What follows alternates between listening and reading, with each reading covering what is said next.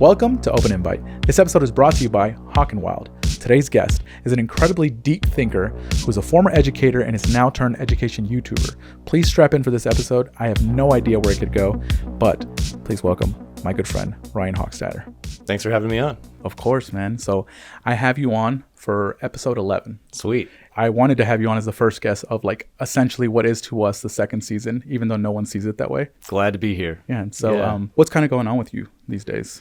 I don't know if you know this, but I'm not teaching. I didn't teach this year. Wow. Why'd you choose not to teach? For the same reasons that a lot of teachers choose not to teach. It just becomes too restrictive.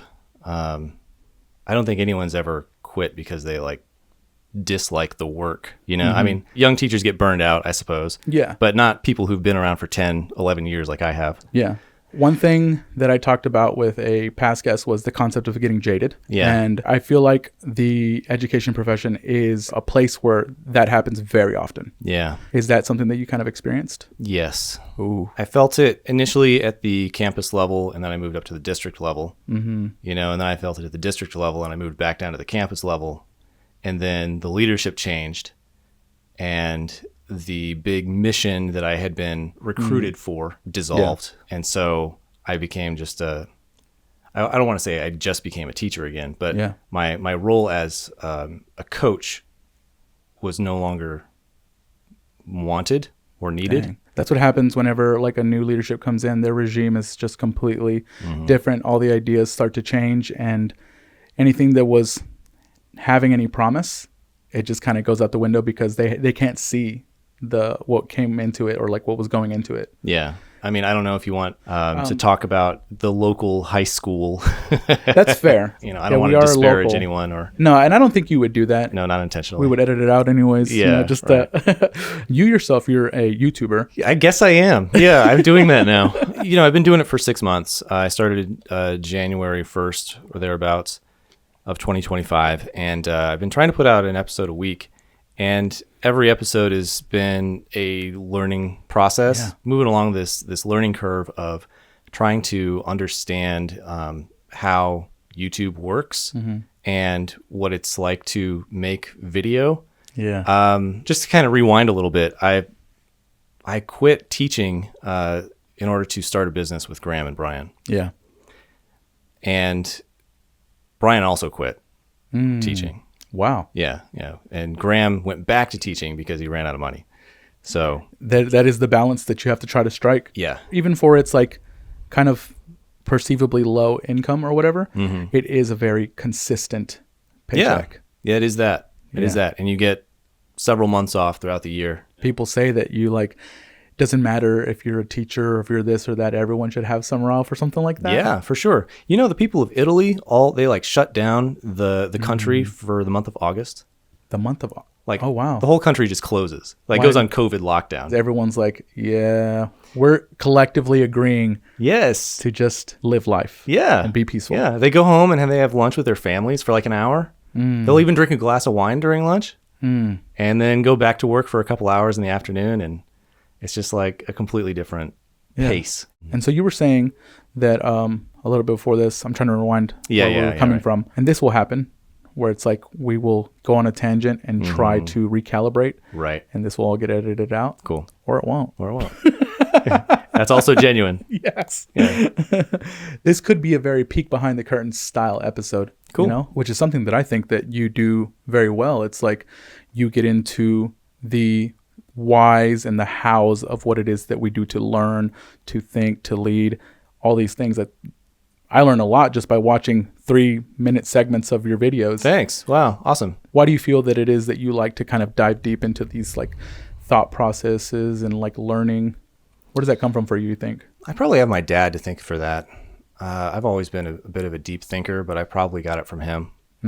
He could have been a university professor, I think. We read a lot of Buddhism and a lot of spiritual texts when I was young. At the dinner table? More like Sunday, our version of church. Oh. And it wasn't interesting. necessarily worship, but it was just sort of education hour of seeing how other people see the world spiritually. Yeah. Yeah. And what do you think was his let's say his goal for you in that? Why do you think that he was wanting to do that for y'all? That's a good question. I think he was simply sharing what he had discovered about the world and existence and life. And so sort of a guiding light for the family in that way. Yeah. Yeah. Because you start to think whenever like you're thinking about kids and having them, it's like, how would I, parent them, or what kinds of things would I do? I feel like that was one of those moments where he might have decided pretty early on. It's like, I want to have this for my family. And then you just got to experience that. And that led to you kind of nurturing that side of your life and your brain. Yeah. So that's awesome. Yeah. Like we were big into this religion. It's actually, okay, you want to get real? Let's get real. Was it a cult? It was not a cult. In fact, it's a minor religion, but it's, last I heard, it was the 10th most popular religion in the world. It's called Eckankar. Eckankar. Yeah, and it's from Tibet. Okay. And so I learned at a young age to meditate, and like we would all sit on the couch on like weekly, it seemed, and just meditate together. And I was like 5, Dang. 5-year-old learning to meditate. And you pull out a spoon.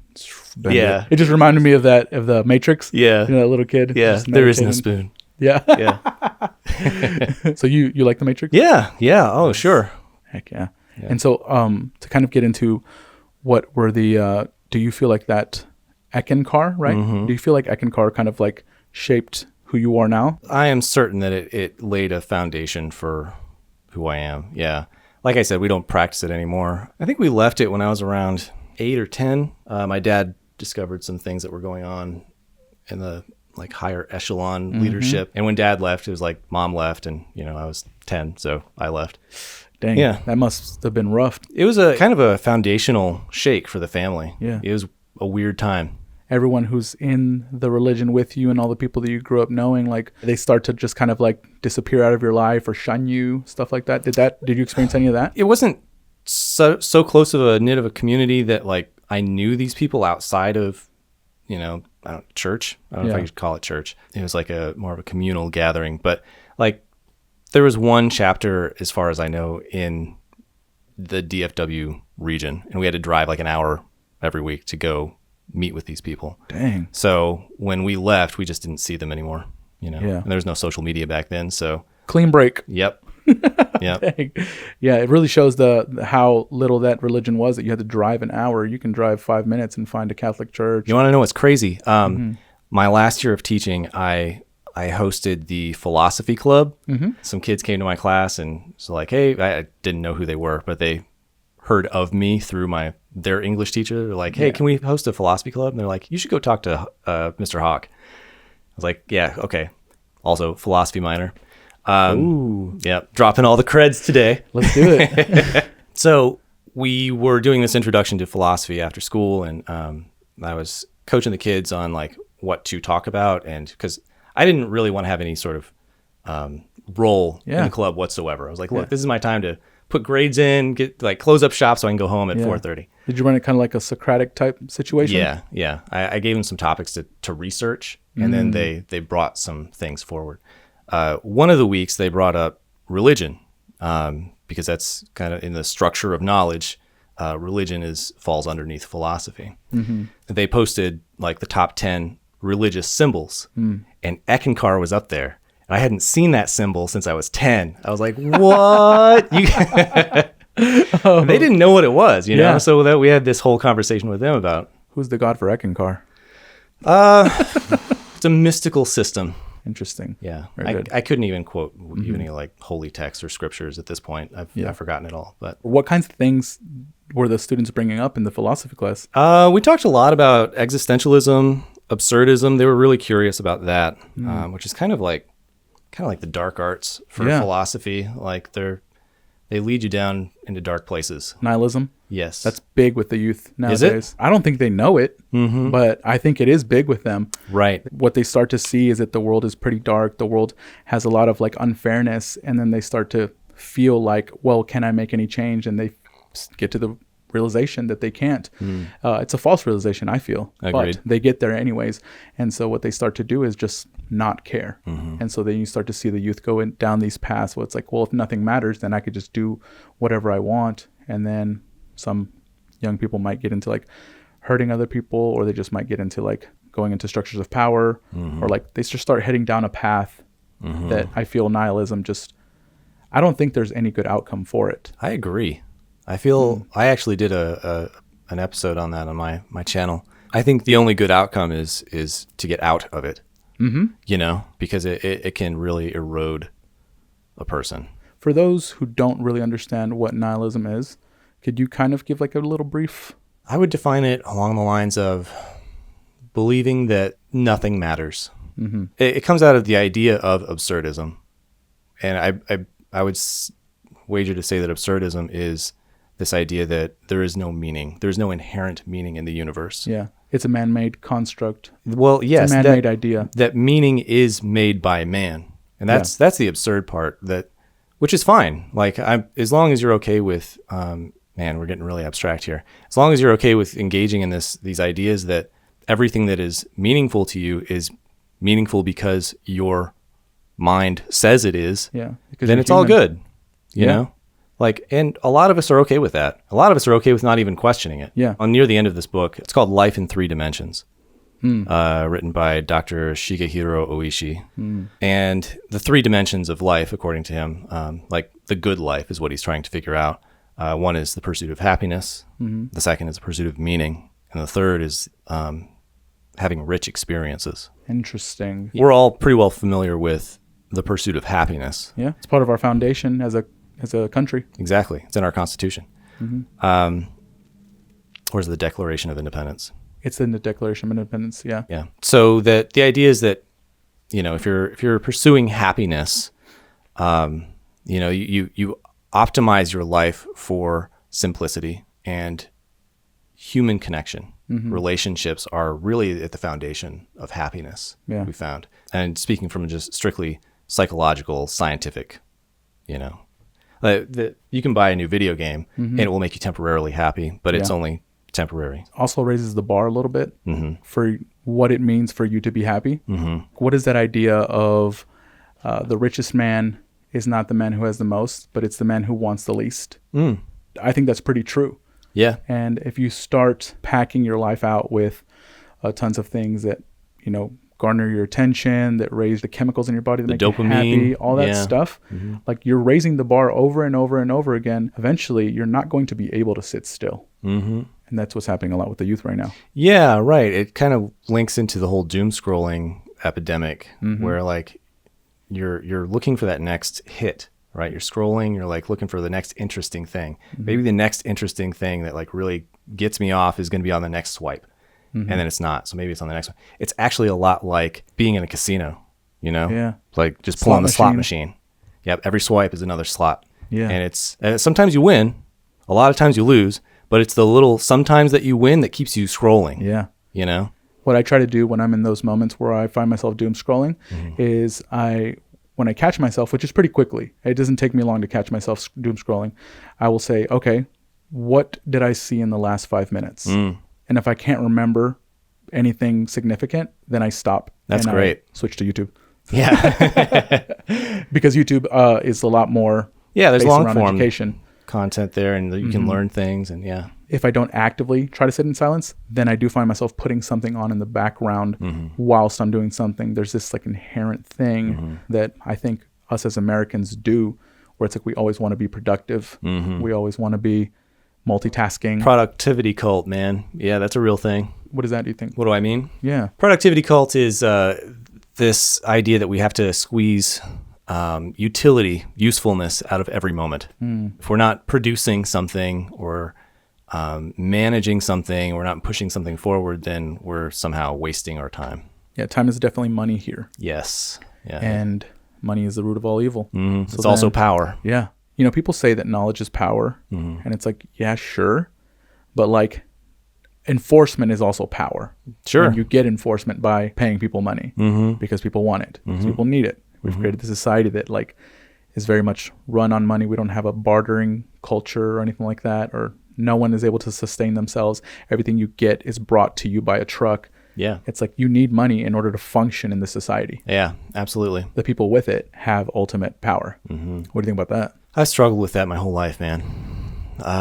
Before we started filming, we were kind of kicking around the bush of talking about minimalism, about like not needing a lot of stuff. Here's a line from Fight Club. It's my favorite movie, by the way.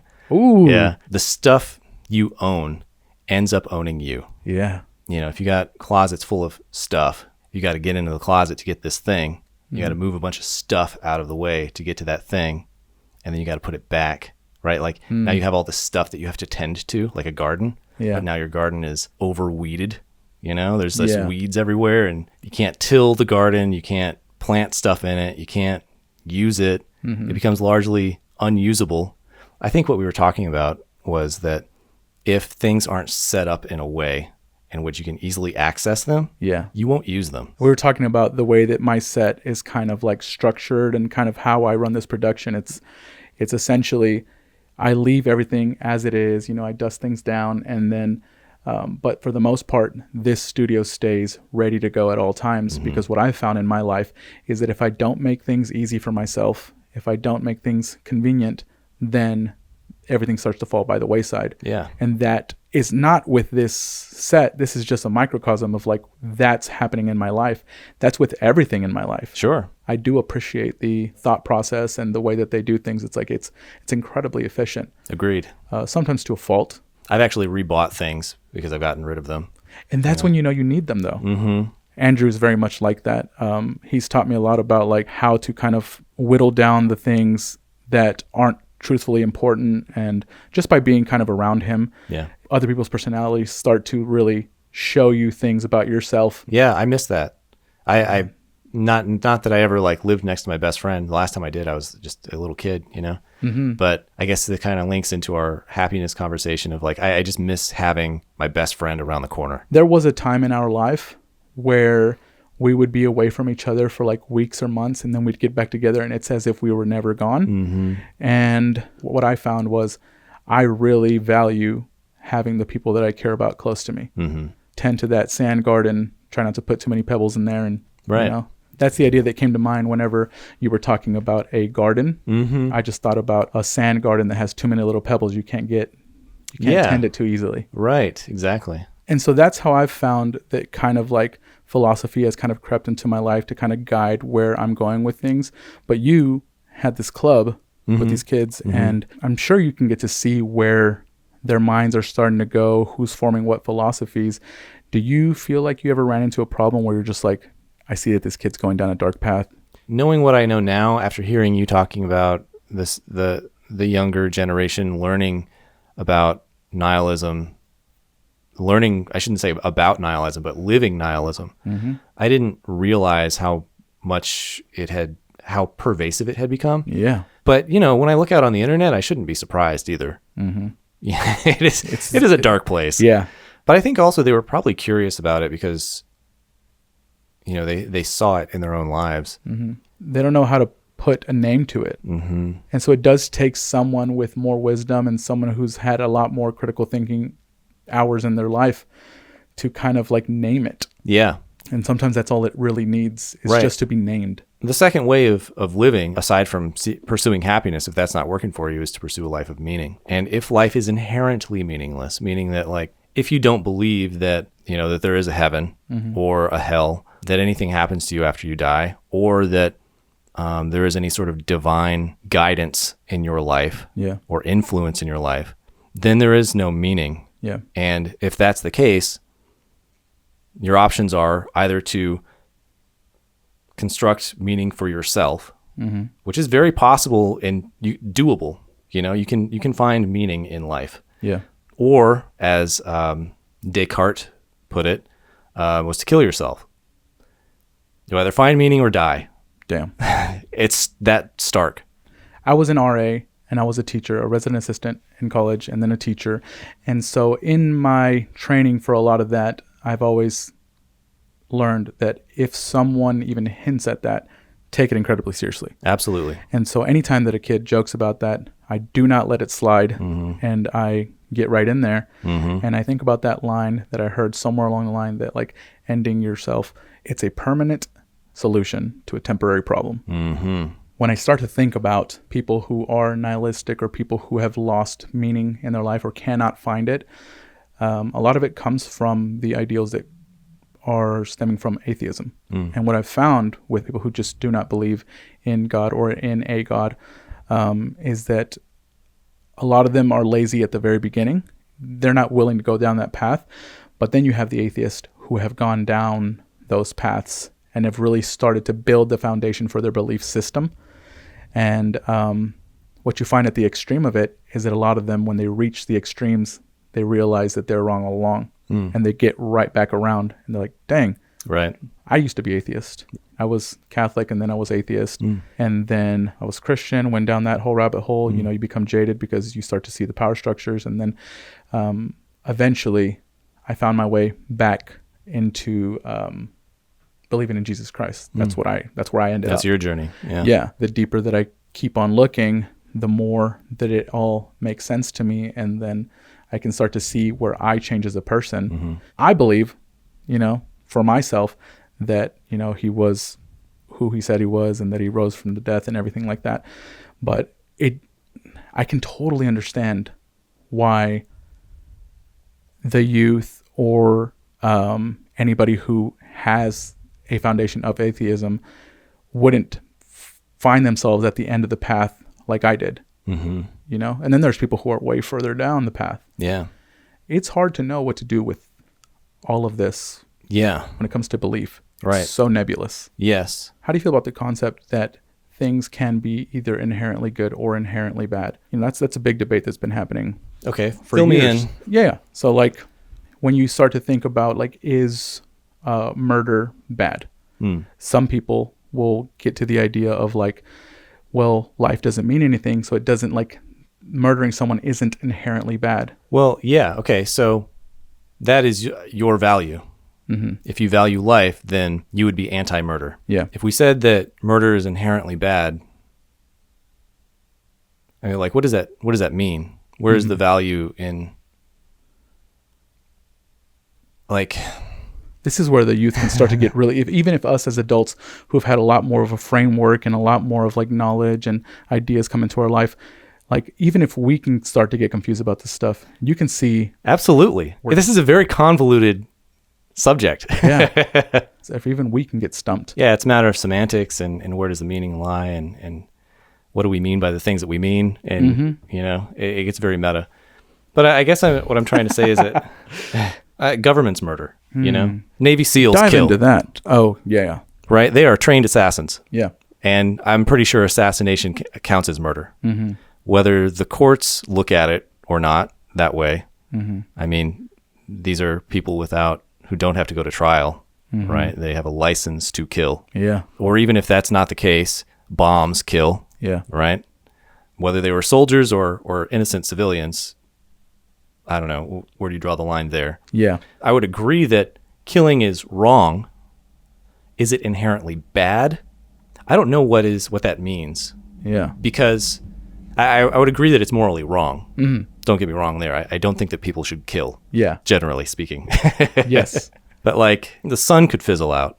Does the universe care whether we continue to live or not? An absurdist would say no. And a nihilist would say, well, then nothing matters. Yeah. An absurdist wouldn't say that.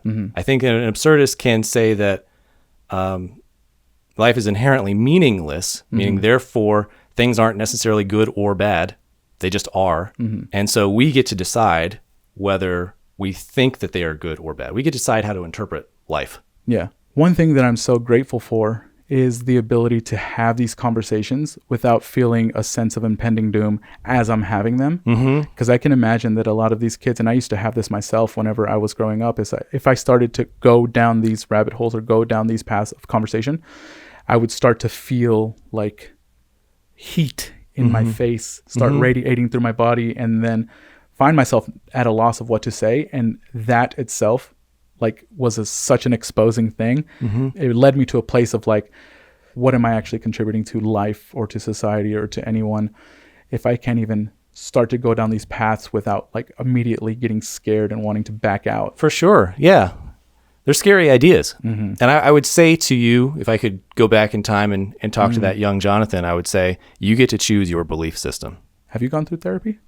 Lots of it. Okay. The reason that I ask that is because in therapy, which I've never done, but what therapists try to help you do is to go back and talk to that younger self and to be there with It's incredible. You see that scene from Iron Man where he is in the room with his younger self, and it's almost cathartic for him. Yes. That is essentially what therapy does. It puts you back into that place. And you did it for me. You hopped into that room with me, my younger self. And people, if they really want to get down to a core of an issue, is they can go into that room with themselves at any given thing that affected them in their life and tell that younger version of themselves what they needed to hear that no one was around to say. Right. It was just funny that immediately when you put yourself in the room with my younger self, I was like, he's done some therapy. Yeah, I have. I've done a lot of it. Why did you even get into therapy? For the same reasons that we're actually talking about, feelings of meaninglessness, apathy. I started when I was in grad school. So I was 27, 28 years old. And that was about, we're going on like almost 13 years now. I was reading a lot of existentialist philosophy for these graduate courses that I was taking. Damn. And they were all elective courses. So they weren't even like core stuff. I've got my master's is in education. So there's none of that in an education degree. But so I was taking all this stuff that I thought was going to be fun. The class in particular was called apocalyptic rhetoric. Damn. Yeah. So it's about how people develop arguments around the end of the world. Yeah. So it was a pretty dark, dim class. And I started going to therapy because they offered like $15 sessions on campus. That's super crazy. Cheap. Yes. Yeah. My therapist was also like a grad student in therapy. So she was practicing on me, right? Okay, let me say this. That's incredibly fucking dangerous. Yeah. To have someone who is going through therapy and learning about therapy to be therapizing. A lot of young people, what they do is they use ChatGPT as a therapist. If you hear somebody like Dr. K, do you know who he is? No. Healthy Gamer GG? Nope. He is going through and kind of rating what ChatGPT will say to you as your therapist. And he finds a lot of good in it. There's obviously a lot of good in it. But there are certain points where ChatGPT might say something that is actually detrimental to the person who's being therapized. And so if ChatGPT, who has the knowledge of all of the life's internet behind it, can make those kinds of mistakes that might send somebody down the wrong path, a freaking grad student who is learning at things at just a way lower rate. I wouldn't say that she was my best therapist ever, but she was my first one. I probably had 5 or 6 different therapists over the last 10 years. Yeah. Some are good, some aren't. The good ones stick around for a couple of years, and the other ones don't. This is a funny line of conversation to go down to, because anybody who's listening to the episodes week after week, it's lighthearted, it's fun. We are getting incredibly deep. This is some deep shit. Yeah. I should put a discllaimer at the beginning of this episode. It's like, hey, if you're not ready for some deep shit, like, just kind of don't watch. We can switch. We can talk about lighter stuff if you want. I don't want to. Okay. I want to go. You're the host. I mean, if you would rather switch, I don't care. Yeah, I know you don't. One of the books that I'm trying to read is the Gulag Archipelago by Andrew Solzhenitsyn. I don't know that one. Oh, it's dark. Yeah, it leads you down a really dark path. It shows you kind of like how the Communist Party became how it did and how murderous it was. And like what were the thought processes that led to that ideology and how it developed. And so it can really show you where the human thought process can go if not checked and brought back into like goodness. I don't know how far I'll get into the book. Yeah. One of the conundrums that I've been having philosophy wise is the difference between Marcus Aurelius and Nietzsche. What I found and what I started to like was the thought process of Marcus Aurelius of like stoicism, kind of like letting things be, not attaching yourself to the outcome and stuff like that. I really started to like that. It's a very popular movement right now. Yeah. For the last several years, it seems. And what I've started to find is that Nietzsche was completely against that. He was like, don't do that. Don't detach yourself. Take it and turn it into something. Turn it into meaning. And that is what I have really started to kind of figure out. It's like I got away from the stoicism because I do think that stoicism at its extreme does kind of lead towards nihilism. Yeah. What's the connection for you between the two? Great question.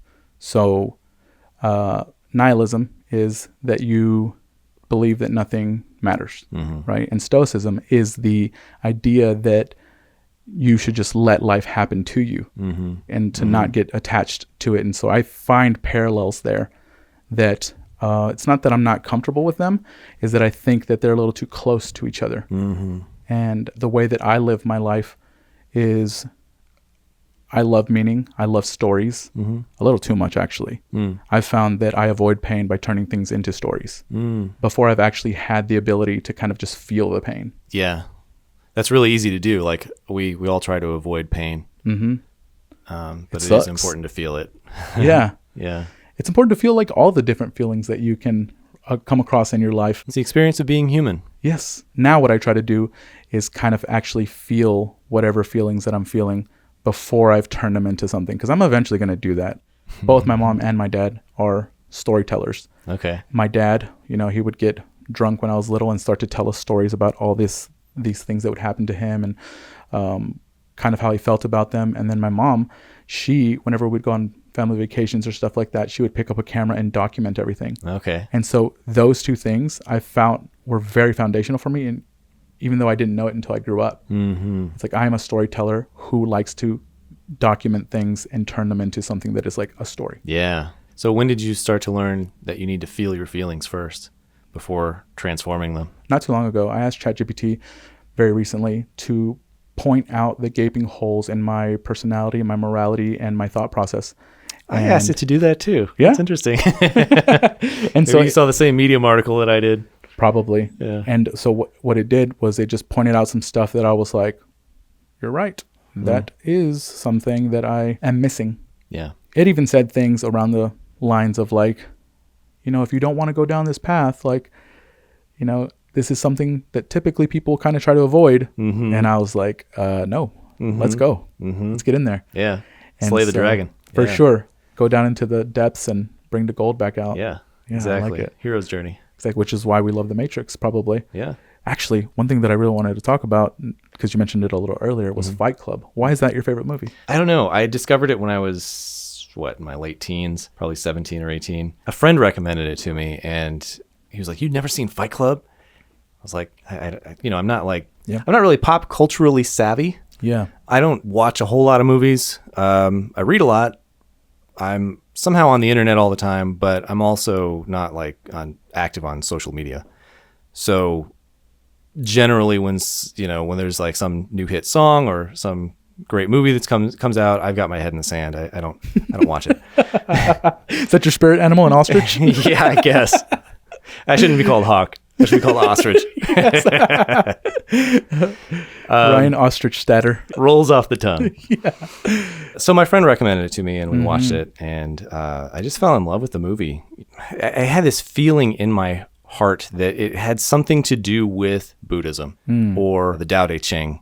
Like there was some sort of underlying connection that I was intuiting, but I couldn't articulate. Can you explain what the Tao Te Ching is? Tao Te Ching is the spiritual text, I suppose you could say, or the mystical text of Taoism. Okay. So I was familiar with Buddhism and Taoism at a young age because of my dad. Yeah. And when I watched this movie, I didn't know why it stood out to me, but it just felt akin to those things. It was also very much an existentialist, absurdist film, which I didn't really know a whole lot about. But when I got to college, it stuck with me throughout that time, and it just seemed like its meaning became richer and deeper as I learned about these things. For sure. And I don't even know now that I could explain exactly why it is, why I feel that it's connected to those things. But Dude, I totally get it, because I watched Fight Club before I was ready for it.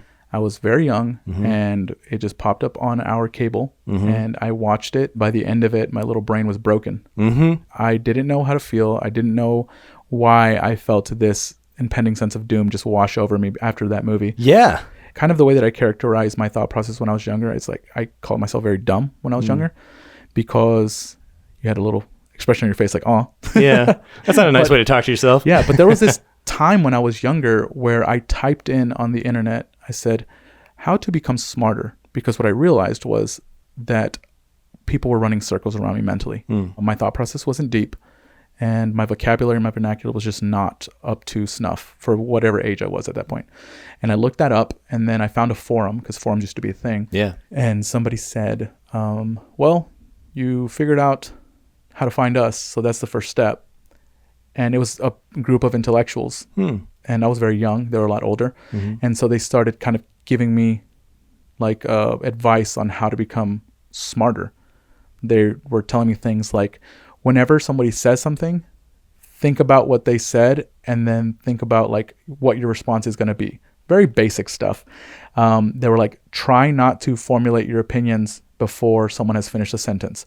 Or they would say, read the dictionary. There was like a lot of little tidbits of information that they were giving me that allowed me to kind of break out of this Plato's cave of like what it was before. Yeah, you hadn't really engaged the thought processes of critical thinking yet. But I knew I wanted to. That was the important thing. Allowed me to gain consciousness, essentially. It is kind of like that, isn't it? Yeah. But it was a process to get me to a point where I can actually start thinking critically and start conversing critically.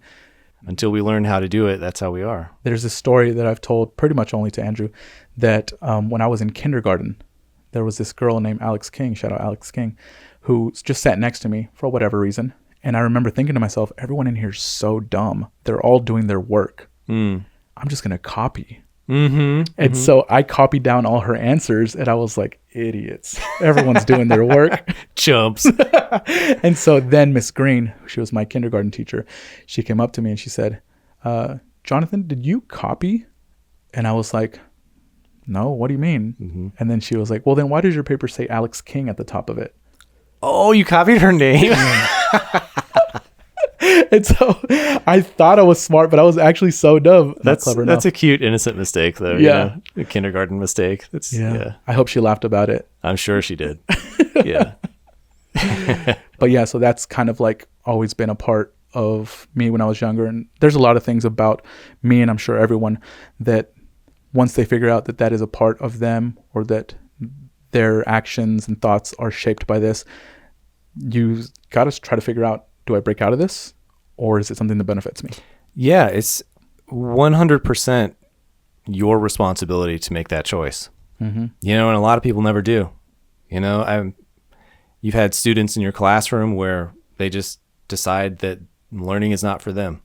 School is not for them. Yeah. Right? A lot of that largely is just because of the way that they got banged around inside the system. They got burned, you know, and so that they established this negative relationship with learning, or really with the education system itself, which they associate with learning and their intelligence. And so they think that I'm just not smart. Learning's not for me, which is unfortunate because everyone's got the same hardware. Yeah.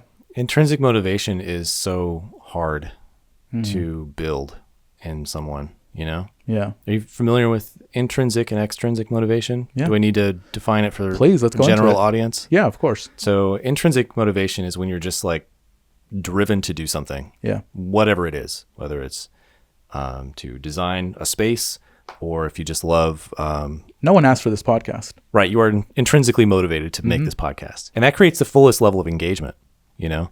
It can be for anything, like maybe you love cooking, or maybe cars are your thing, or fashion, or whatever it is. It's the thing that you love doing that no one asks you to do.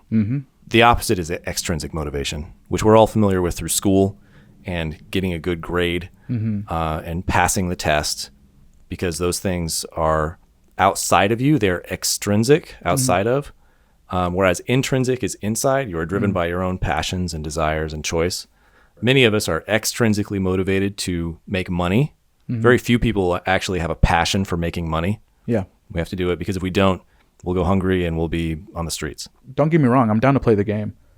I think the game is kind of fun, you know, the game of like life and what we're all being kind of cattled to do. Make a paycheck. And yeah, I do think that's part of it, and I like it. So that's interesting. Like you find value in it, like in just playing the game, just playing along. Many people don't. You know, my dad, he struggled through work.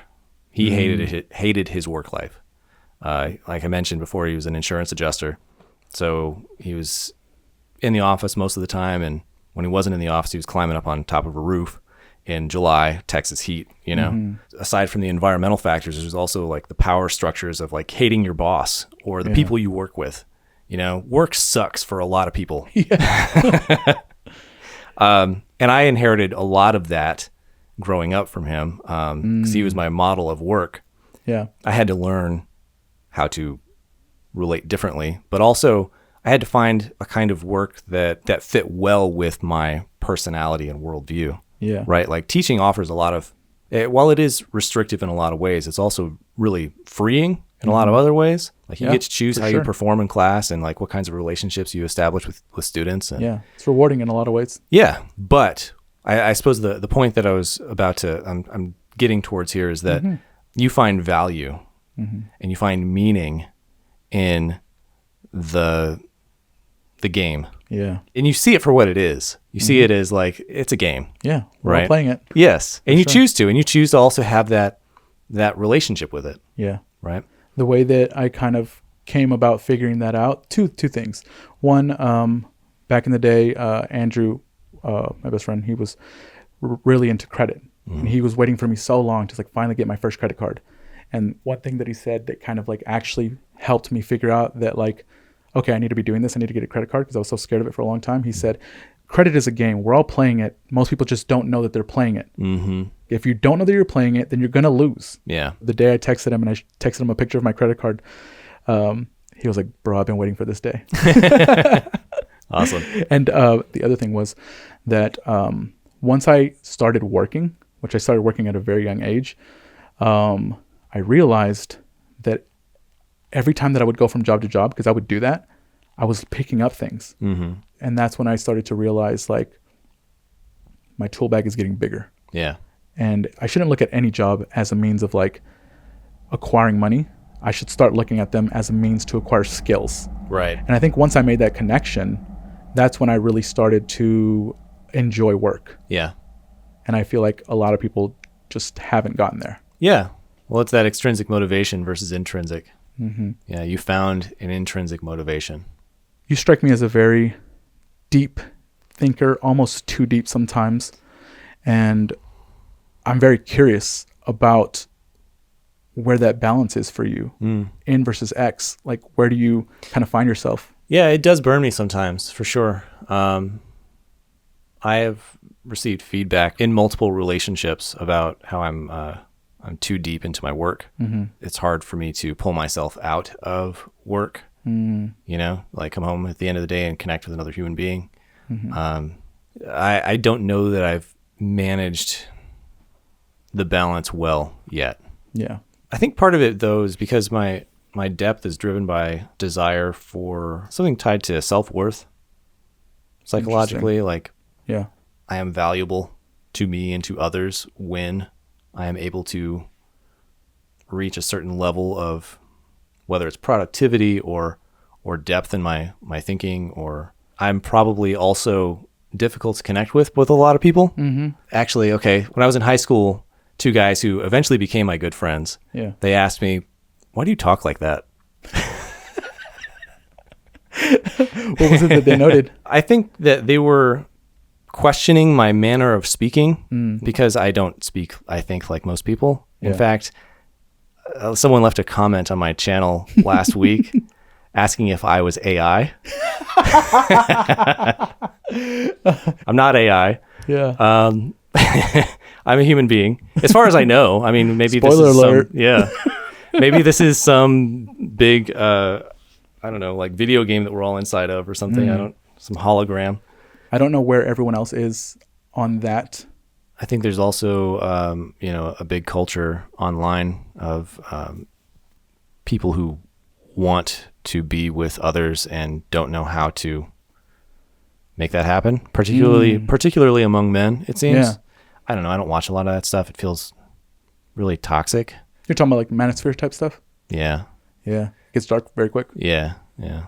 I think a lot of young men are missing the core message there. Yeah. The core message is to build yourself up. And absolutely. They're thinking more, instead of like going down the red pill kind of vein of thought where like you build yourself up, they get too far in and then they go into the black pill, which is like women are bad. They never gave me a chance.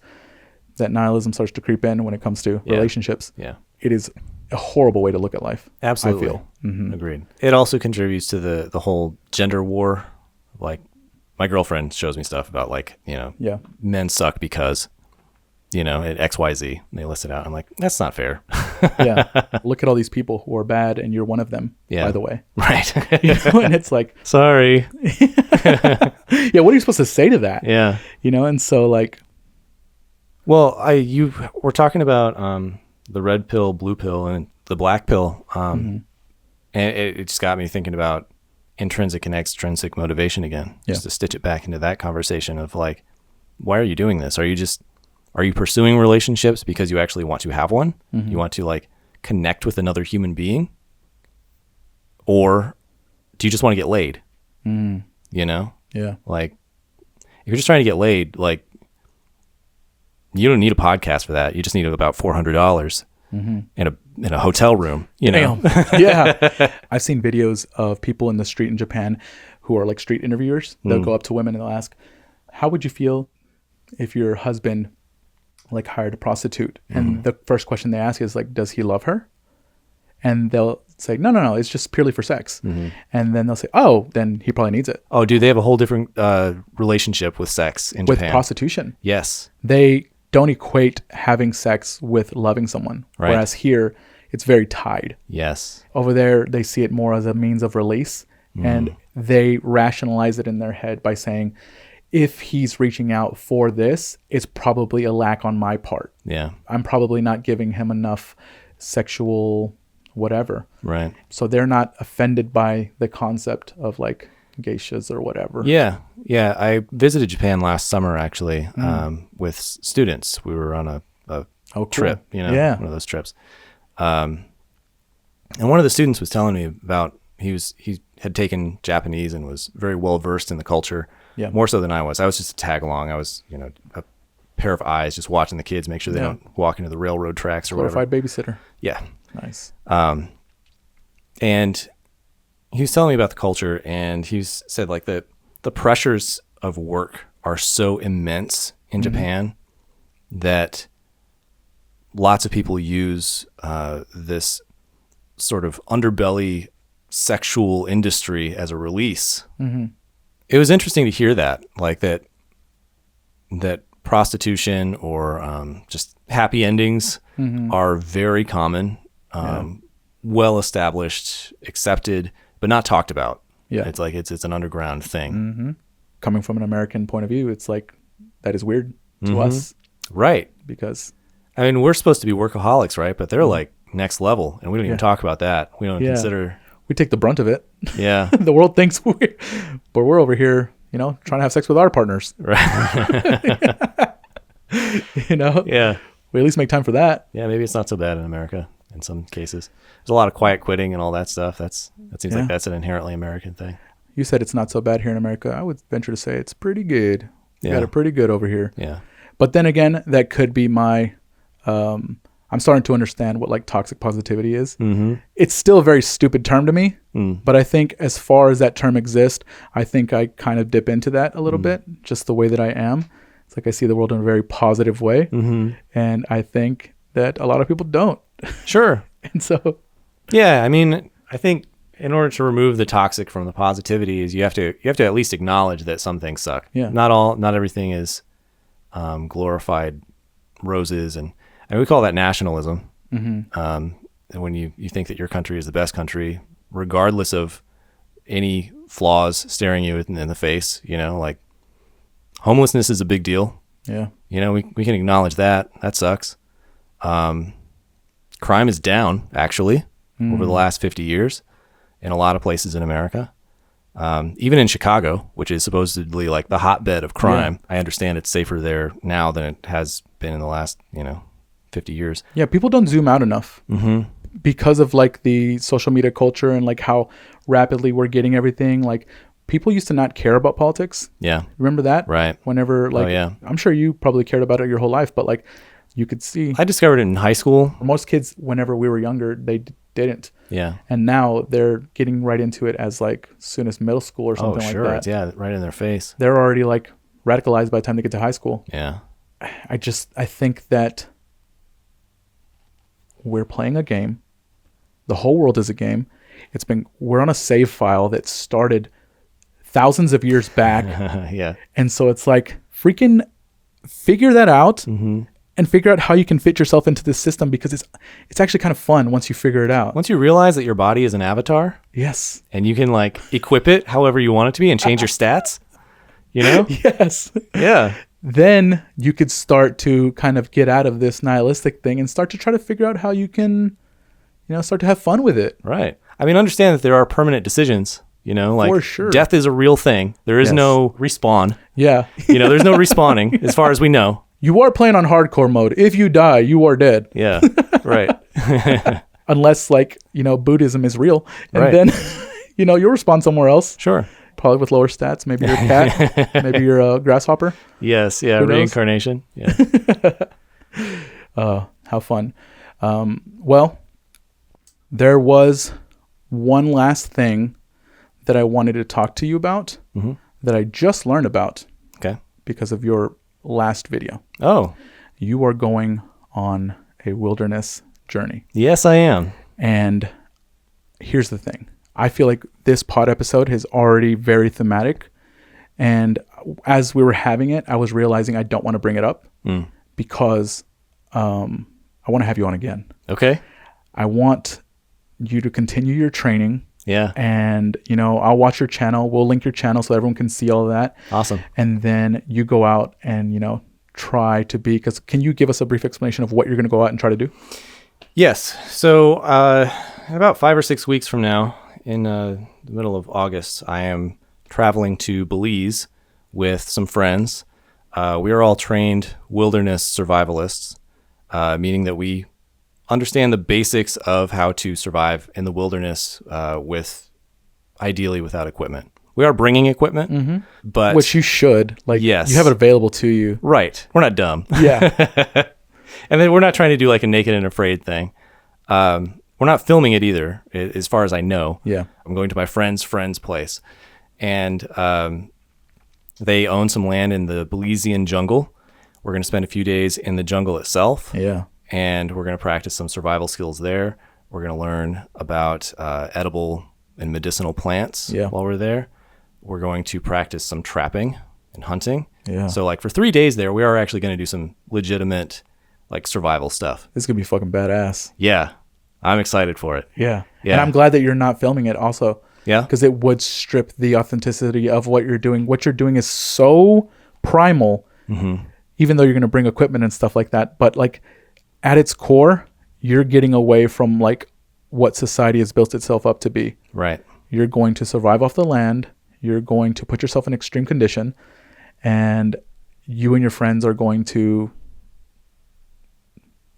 like, I don't know. I'm just thinking about it. I'm like, I fucking want to do that so bad.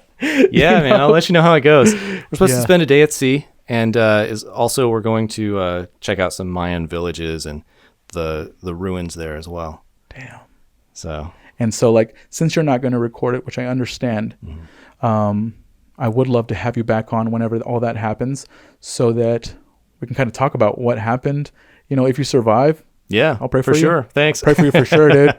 If I'm not back on, I'm dead. Yeah. And I'll let you guys know. Yeah. Shout out to Ryan out in heaven.